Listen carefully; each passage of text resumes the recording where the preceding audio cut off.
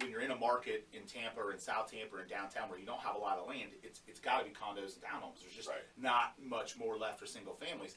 And I wanted to ask you, Linda, when you get so somebody's selling a condo, whether it's a condo that's geared towards somebody living in it, or whether it's a condo for a vacation property, I think a lot of people think staging is very cookie cutter. They don't realize that you guys go in and are really developing the right staging for that specific home, neighborhood, or product.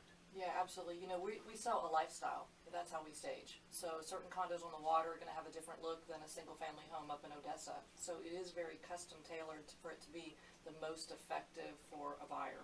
And I think it's no secret staging working. You have, you know, large institutions, you have builders, and they stage. They spend hundreds and millions and billions of dollars, you know, buying, selling, putting real estate on the market, and they have models. And the models, that's exactly what they are. They're staged, right? So there's a reason they do it, because they know it works, because they know it returns.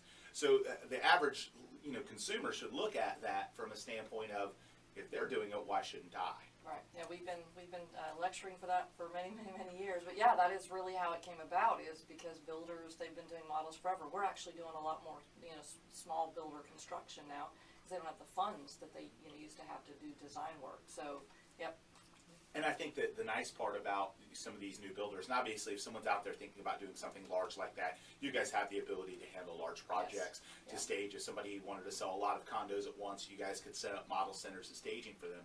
Well, one thing, you know, kind of on that same topic, I think, again, like you talk about, staging is also very custom. People may look at a picture on a website or something like that and think, oh, that's what staging is, and my house is going to look like that. But really, there are options. You don't, the same staging and the same cost doesn't apply to every property. Yeah, absolutely. It is about, you know, the look of the home, the type of furnishings, the amount that we do. You know, we do a lot of condos, actually. And condos, because there are usually more than one for sale in the same building, they have a different competitive kind of nature than a single-family home. So, yeah, there's a lot of variables that go into play, but regardless of that, at the end of the day, it's about the return of what they get for that investment. It's huge. Right, and I think historically people don't realize that they view staging as a cost. Sometimes just like how people view real estate agents as a cost or a commodity. Yes. They think that we're all the same, we all do the same thing, we all take the same photos, we all do the same thing, and in reality that's obviously not true, because there's companies that are much better than others at getting, you know,